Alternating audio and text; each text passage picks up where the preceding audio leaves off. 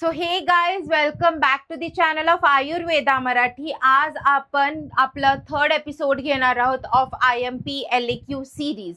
आता ह्या LAQ सिरीजचा third topic आहे आपला पांडू व्याधी.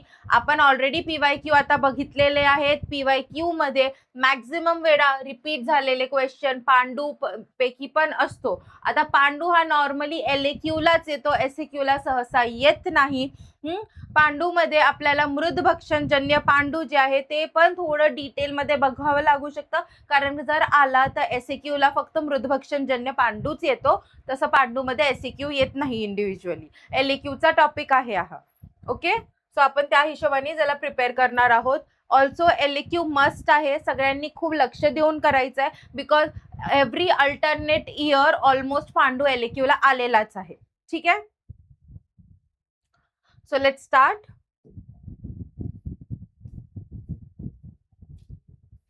पांडू मध्ये आपल्याला काय काय बघायचं आधी आपण ते समजून घेऊया. आपल्याला प्रत्यात्म लक्षण, अगेन कार्डिनल फीचर, निदान पंचक बघायचंय, प्रकार आणि लक्षणे, उपद्रव आणि साध्य असाध्यत्व, हे सगळे पॉइंट्स आपले कव्हर झाले पाहिजे, याची आपल्याला काळजी घ्यायची आहे. हे सगळे पॉइंट्स कव्हर झाले तर आपला एक LAQ नीट तयार होतो. ठीक आहे, सगळ्यात आधी व्याख्या. आता आपल्याला माहिती आहे पांडस्तु पीत भागर्तू केतकी धूल सन्निभम. याचा अर्थ काय आहे? केवळ्याच्या पाण्यासारख्या, केवळ्याच्या फुलासारख्या, टू बी ऑनेस्ट, केवळ्यामधील कणसाच्या पांढुरक्या कणाप्रमाणे शरीराचा वर्ण जेव्हा व्यधित तयार होतो त्याला पांडू असे म्हणतात. जे कणीस असतं, आता बेसिकली आपण कणिसाबद्दल बोलतोय, त्याचा जो एक बेसिकली कणाप्रमाणे जो कलर असतो, तेव्हा तो जो कलर आपल्या फेसवरती जर दिसून आला तर त्याला आपण काय म्हणू? त्याला आपण पांडू असं म्हणू. ओके, आता त्याच्यानंतर ज्या व्याधीत फिक्कटपणा, हा वर्ड इम्पॉर्टंट आहे, फिक्कटपणा, पिवळसर पांढरा वर्ण हे प्रधान लक्षण असते, त्याला आपण काय म्हणू? पांडू म्हणू. बेसिकली पिवळसर पांढरा वर्ण होतो म्हणजे पेल डिस्कलरेशन. तुम्हाला त्याचा मॉडर्न टर्म सुद्धा माहिती पाहिजे. त्याला आपण काय म्हणू? मॉडर्न मध्ये पेल डिस्कलरेशन दिसून येतं, त्याला आपण काय म्हणू? पांडू. जर याला कोरिलेट करायचं ठरवलं तर तुम्ही याला कशाशी कोरिलेट करणार आहे? अनेमियाशी कोरिलेट करणार आहे. हा रिव्हिजन व्हिडिओ असणार आहे, म्हणून आपण याला थोडंसं स्पीड अप करूयात. ठीक आहे, त्यानंतर प्रकार. पांडूचे 5 प्रकार पडतात, ॲज आय टोल्ड यू. वातज, पित्तज, कफज, सन्निपातज आणि मृदभक्षणजन्य पांडू. ज्यांना कोणाला दिसत नाहीये, दिस इज मृदभक्षणजन्य पांडू. ठीक आहे, त्यानंतर एक एक डिटेल पांडू आपण डिटेलमध्ये बघूयात, so don't worry about it. त्यानंतर आहे हेतू. हेतू बघू सगळ्यात आधी. हेतू परत आपल्याला सेम फॉर्मॅटमध्ये लिहायचंय, आहारज, विहारज, मानसिक आणि इतर. बरोबर, सगळ्यात आधी आहारज कारणे बघू. हा श्लोक सगळ्यांना पाठ असेल बघा. क्षार, आम्ल, लवण, अतिउष्ण विरुद्ध आहार, असात्म्य भोजनात. त्यानंतर निष्पाव, माश, पिण्याक, तिल, तेल, निषेवनात. याचा अर्थ काय? पावटा, उडीद, तिळाची पेंड, त्यानंतर तिल, तेल याचे अधिक सेवन केलेस तर. अन्नाचा विदाह झाला असूनही दिवसा झोपणे, म्हणजे काय? तुम्हाला अन्न नीट पचलेला नाहीये तरी सुद्धा तुम्ही दिवा स्वाप करताय, तेव्हा सुद्धा तुम्हाला पांडू होऊ शकतो. त्यानंतर विहारज कारणे काय काय असू शकतात? दिवसा झोपणे म्हणजे काय? दिवा स्वाप घेतली जर तुम्ही, व्यायाम केलं, अति जास्त मैथून केलं, वेगाचं धारण केलं, तर ह्या दोन्ही सिनॅरिओमध्ये तुम्हाला पांडू होऊ शकते. त्यानंतर मानसिक मध्ये बघा, भरपूर जास्त काम, चिंता, भय, क्रोध, शोभ, चेतसह, यामुळे सुद्धा आपल्याला काय होईल? वैगुण्यता निर्माण होईल. वैगुण्यता निर्माण झाल्यामुळे काय होईल? पांडूची उत्पत्ती होऊ शकते. इतर कारण काय? पंचकर्माचा मिथ्य योग झाला जर बाय चान्स, कोणत्या पंचकर्माचा मिथ्य योग झाल्याने खूप जास्त रक्तस्राव झाला, आपल्या शरीराच्या बाहेर जे जीव रक्त आहे ते बाहेर गेलं, तरी सुद्धा आपल्याला पांडूची उत्पत्ती होता येईल. त्यानंतर ऋतुवैषम्य. ऋतुवैषम्य म्हणजे काय? तर ऋतूमध्ये खूप जास्त बदल दिसून येते. फॉर एक्झाम्पल, आताच जसं चाललेलं आहे, आता पावसाळा खरं तर सुरू होऊन जायला पाहिजे होता, पण तरीही खूप जास्त ऊन आहे, तर त्याला आपण ऋतुवैषम्यामध्ये मोजू शकतो. ठीक आहे, त्यानंतर आपण संप्राप्ती बघूया. संप्राप्तीचा श्लोक सगळ्यांना आता पाठच असेल. समुदीर्णम यदा पित्तम हृदय समवस्थितम वायुना बलिना क्षिप्तम संप्राप्य धमनिदर्शः प्रपन्नम केवलम देहे त्वक मांसार समाश्रितः प्रदुष्य कफवातासृक् त्वक मांसांनी करोति तत् पांडू हरिद्र हरितान वर्णान बहुविधान त्वची. हा चरक चिकित्सा स्थानाचा श्लोक आहे. श्लोकाचा अर्थ खूप इझी आहे. इथं आपण एकदा अर्थ वाचून घेऊया, मग तुम्हाला फ्लो चार्ट मध्ये सुद्धा संप्राप्ती मी दाखवणार आहे. प्रकुपित झालेला पित्त प्रबळ वायूच्या योगाने, म्हणजे काय, जो वाढलेला पित्त आहे तो कोणाशी जातो, वायूमुळे हृदयात जातो. हृदयातील जे 10 धमनी आहे इन पर्टिक्युलर, दशधमन्याद्वारे संपूर्ण शरीरात तो काय होतो, पसरतो. आणि संपूर्ण शरीरात जेव्हा तो पसरतो त्याच्यानंतर तो मांसामध्ये जातो, आश्रित करतो, त्वचेवरचा रंग फिकट करतो आणि पांडू या व्याधीची उत्पत्ती करतो. तर याच्यामध्ये आपल्याला हे समजून येते की दोष कशाचा अधिक्य आहे, तर पित्त प्रधान व्याधी आहे. ठीक आहे, हे तुम्हाला समजून घ्यायचं. आता चरक आणि सुश्रुत यांनी पांडूची 2 वेगवेगळ्या संप्राप्ती दिलेल्या आहेत. का वेगवेगळ्या दिल्यात, कारण चरकांनी याला आपल्याला रसवह स्त्रोतसाचा व्याधी सांगितलेलं आहे, पण सुश्रुतांनी पांडूला रक्तवह स्त्रोतसाचा व्याधी सांगितलेलं आहे. 2 वेगळ्या स्त्रोतसाचे व्याधी असल्यामुळे यांनी दोघांनी वेगवेगळ्या संप्राप्ती दिलेल्या आहे. आता ते आपण समजून घेऊया. आधी रसवह स्त्रोतसाची संप्राप्ती काय आहे. प्रकुपित दोष कुठे जातं, हृदयात जातं, साधक पित्ताची दृष्टी करतं, रसवह स्त्रोतसाची दृष्टी होते. पुढे जाऊन प्रकुपित पित्तच हे दशधमन्याद्वारे संपूर्ण शरीरात पसरतं. संपूर्ण शरीरात पसरल्यावर बल, वर्ण, स्नेह आणि ओजक्षय निर्माण करतं. हे आपल्याला माहिती आहे चरकांची, जी आपण जो श्लोक वाचला तो चरकाचार्यांचाच होता, बरोबर. आणि सर्व धातूंमध्ये शैथिल्य आणतो. सर्व धातूंची उत्पत्ती नीट होत नाही. सर्व शरीर निसार, इंद्रिय शिथिल होतात आणि शरीरावर वैवर्ण्यता येते, म्हणजेच पांढरं धूसर वर्ण येतं. रक्त व मेद धातूचा क्षय होतो आणि पांडुरोगाची उत्पत्ती होते. यामध्ये काहीच न समजण्यासारखं नाही होतं. पूर्ण लॉजिकल सांगितलेलं आहे त्यांनी, काय कुठून कुठे जातं, काय उत्पन्न करतं आणि कशी दृष्टी होते. पण हे झालं तर चरकांचं मत. पण सुश्रुतोक्त यांनी काय सांगितलंय, हा रक्तवह स्त्रोतसाचा व्याधी आहे असं कोणी सांगितलंय, सुश्रुतांनी सांगितलंय. मग त्यांनी काय सांगितलंय, हेतू सेवन केलं, पित्त प्रधान दोष प्रकोप झाला. इथपर्यंत तर दोघांची सेम आहे. आता त्यांचं म्हणणं आहे की काही हृदयात प्रवेश करतं आणि साधक पित्ताची दृष्टी होते, तर काही रक्तवह स्त्रोतसाची दृष्टी करते आणि त्यामुळे यकृत दृष्टी सुद्धा होते. यकृत म्हणजे आपण लिव्हरला कोरिलेट करू शकतो मॉडर्न डे. त्यानंतर रसवह स्त्रोतसाची दृष्टी, इथं रक्तवह स्त्रोतसाची दृष्टी. आता यकृत दृष्टी झाली आहे, तर यकृत मुळे आपल्याला एक कलरिंगचं काम भेटत होतं, जिथं रंजक पित्त राहत होता, बरोबर, आपल्याला माहिती आहे. तर त्यामुळे रंजक पित्ताची सुद्धा दृष्टी होणार. आता रंजक पित्त बेसिकली कार्य काय करतो, तर तो कलर करण्याचा कार्य करतो. तर त्यानंतर काय सांगितलं, प्रकुपित पित्ताचं दशधमनीद्वारे सर्व शरीरात संचरण होतं. सर्व धातूंच्या ठिकाणी शैथिल्यता उत्पन्न होते. रक्तपोषक आहाराचं योग्य पचन होत नाही, म्हणून रक्तक्षय निर्माण होतो. रक्तक्षय निर्माण झालाय, सर्व शरीर हा निसार होतो. निसार म्हणजे त्याच्यातली जी सारता आहे ती संपूर्णपणे कमी होऊन जाते. इंद्रिय भरपूर शिथिल होतात आणि शरीरावर वैवर्ण्यता येते. यालाच आपण काय म्हणू, पांडू रोग असं म्हणू. यांनी काय सांगितलं, यांचा आणि त्यांच्यामधील फरक समजून घ्या. यांनी सुद्धा रसवह स्त्रोतसाला ऍड केलेलं आहे, पण डिफरन्स काय सांगितलेलं आहे ते आपण आधी समजून घेऊया. तिथं त्यांनी कुठंच रक्तक्षयाचं वर्णन केला नव्हता, पण आचार्य सुश्रुतांनी रक्ताला चौथा दोष मानलेला आहे. चौथा दोष मानलेल्या कारणाने त्यांनी रक्ताला प्राधान्यता दिलेली आहे. आता जेव्हा त्यांनी रक्ताला प्राधान्यता दिलेली आहे, त्यांनी रक्तक्षयाचा इथं स्पेसिफिकली वर्णन केलेला आहे. ओके, सो त्या कारणाने सुश्रुताची संप्राप्ती जी आहे ती थोडीशी कंपॅरेटिव्हली डिफरंट आहे आणि रक्तवह स्त्रोतसाशी जास्त निगडीत आहे. ओके,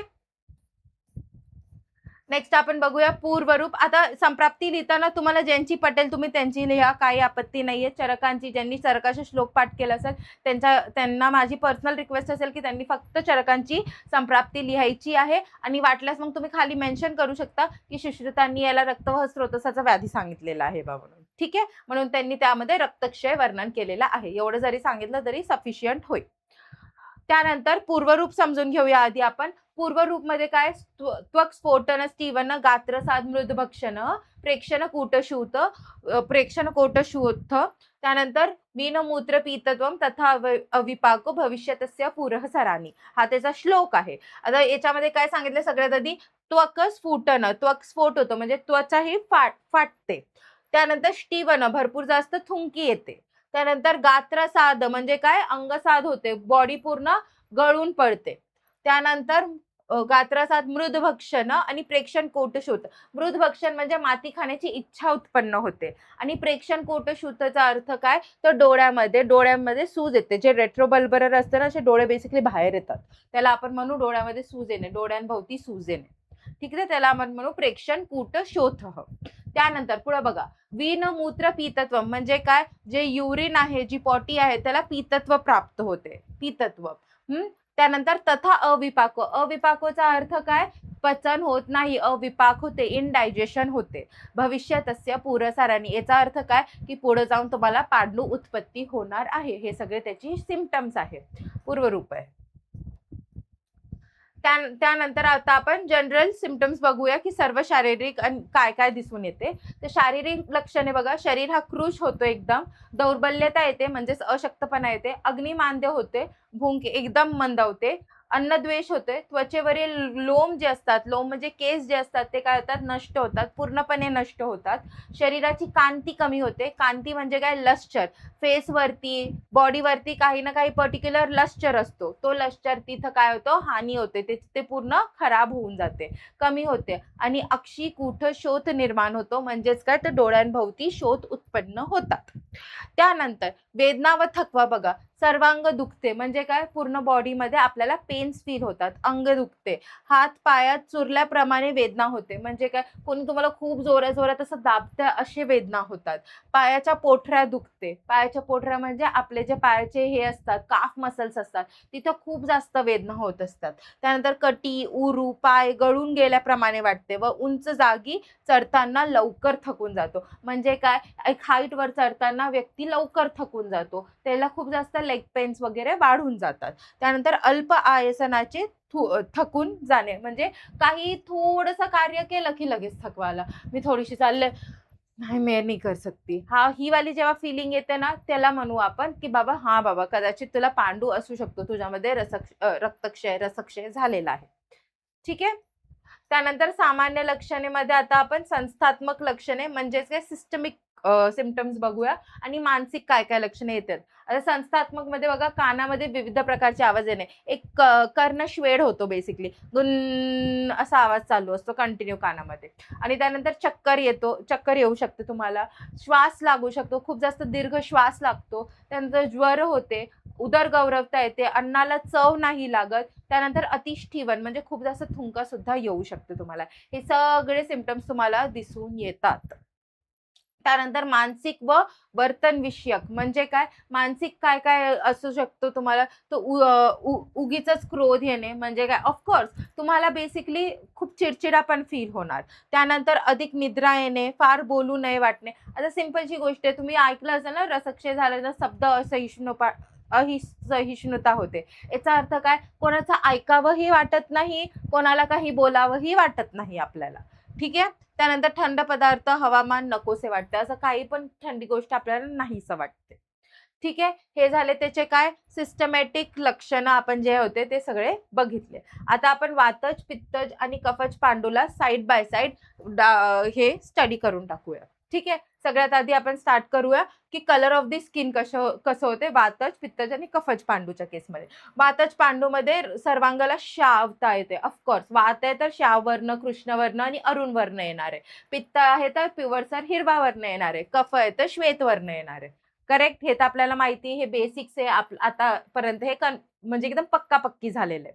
त्यानंतर वेदना व संवेदना कशी असतात, अंगमर्द होते, अंगवेदना, वातज आहे, वातज मध्ये वेदना होणारच आहेत.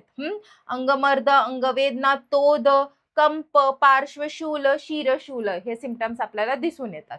त्यानंतर पित्तज असेल तर पित्तज मध्ये काय होईल, दाह, उष्ण, आम्ल पदार्थांना त्रास होते, स्वेद, शीत गोष्टींची इच्छा होते, ऑपोजिट खायची इच्छा होते नेहमी, तर इथं शीत गोष्टींची तुम्हाला इच्छा होणार आहे. त्यानंतर कफज असेल तर जडपणा, रोमहर्ष, अंगसात, मी तुम्हाला सांगितलं हे बेसिक सिम्पटम्स आहे. आपल्याला पण आता वातज, पित्तज आणि कफजचे सिम्पटम्स लिहायला लावले तर आपण हेच लिहिणार आहे.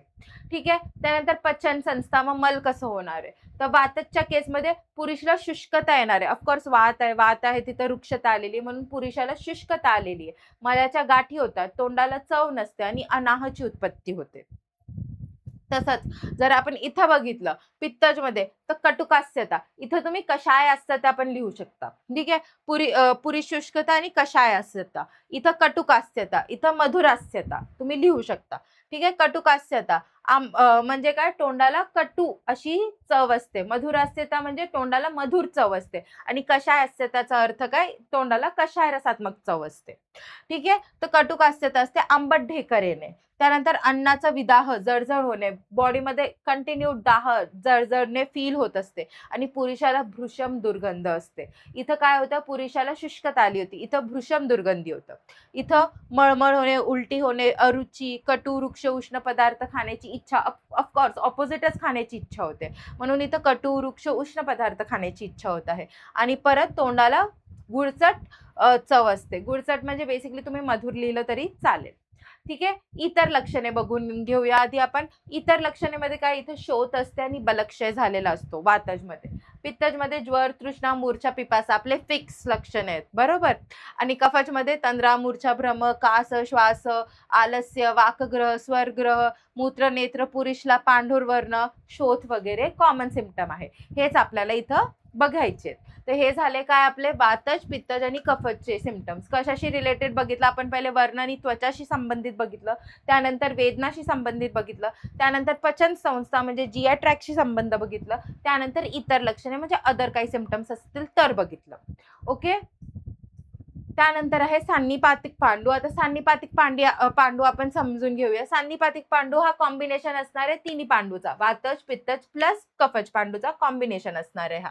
तंद्रा, आलस्य, शोथ, ज्वर, कास, रुल्लास, द्रवमल प्रवृत्ती अशी सगळी लक्षणे यामध्ये एकत्र आपल्याला दिसून येऊ शकते. आणि सान्निपातिक पांडू हा नॉर्मली असाध्य असतो. आता असाध्याचे लक्षणे बघा. या प्रकारात जर मोह आणि क्लम, मोह म्हणजे काय, जे सांगितलं मी डेल्युजन, त्याला काहीच तरी वेगळाच भ्रम असतो की बाबा माझा पोरग मला भेटायला आलाय, जेव्हा की पोरग वगैरे आलेला नसतो, पण त्याला भ्रम असतो की माझा पोरग मला भेटायला, तो मोह मध्ये जगत असतो.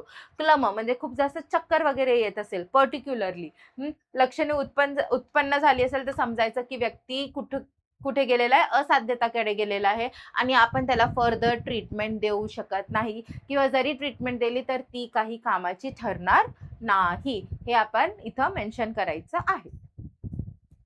त्यानंतर बघूया मृदभक्षणजन्य पांडू. मृदभक्षणजन्य पांडू म्हणजे मड इटिंग. मड इटिंग म्हणजे यामध्ये माती खाल्ल्याने जे पांडू झालेले आहे त्याला आपण म्हणू मृदभक्षणजन्य पांडू. हे युजली लहान मुलांमध्ये आपल्याला दिसून येतात.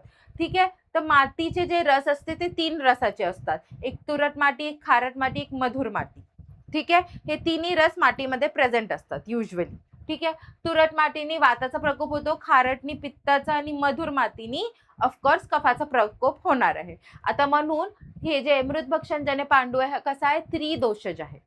ठीक आहे. तर हे तिन्ही दोषाचा प्रकोप झाला आणि त्यामुळे काय होईल, मातीमुळे आम उत्पन्न होईल आणि आममुळे काय होईल, स्त्रोतस अवरोध होईल. स्त्रोतस अवरोध झाल्याने काय होईल, इंद्रियांचे बल कमी होत जाते. इंद्रियाचे बल कमी झाल्याने पुढे बघा, शरीराचे तेज, वीर्य, ओज ह्या सगळ्यांचा काय होतो, नाश होतो. आणि जर ह्या सगळ्यांचा नाश झाला तर बल, वर्ण, अग्नी यांचा पण नाश होणार. फर्दर विशिष्ट लक्षणे काय दिसणार, यामध्ये आपल्याला अक्षिकूट शोध दिसून येते.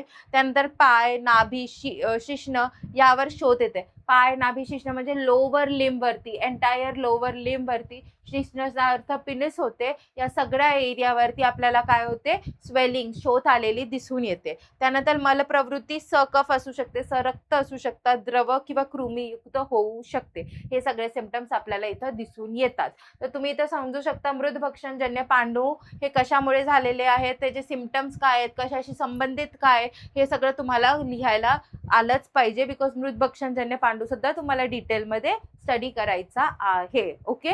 बाकी सगळ्यांची चिकित्सा थोडीफार माइल्डच आहे, पण एक गोष्ट ध्यानात घ्या, जर मृदभक्षणजन्य पांडू असेल तर तुम्हाला तीक्ष्ण विरेचन द्यावा लागतो.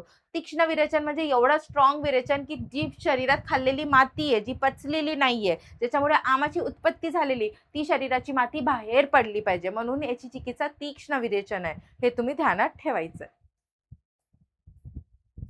त्यानंतर पांडूचे आपण उपद्रव बघून घेऊया. पांडूचे उपद्रव कोणकोणते, हृदरोग, कामला, हलीमक, शोथ, दौर्बल्य आणि ज्वर. इम्पॉर्टंट आहे सगळे, तुम्हाला नावं पाठ असलेच पाहिजे. कामला, हलीमक, हृदरोग तर बिलकुलच विसरायचं नाही.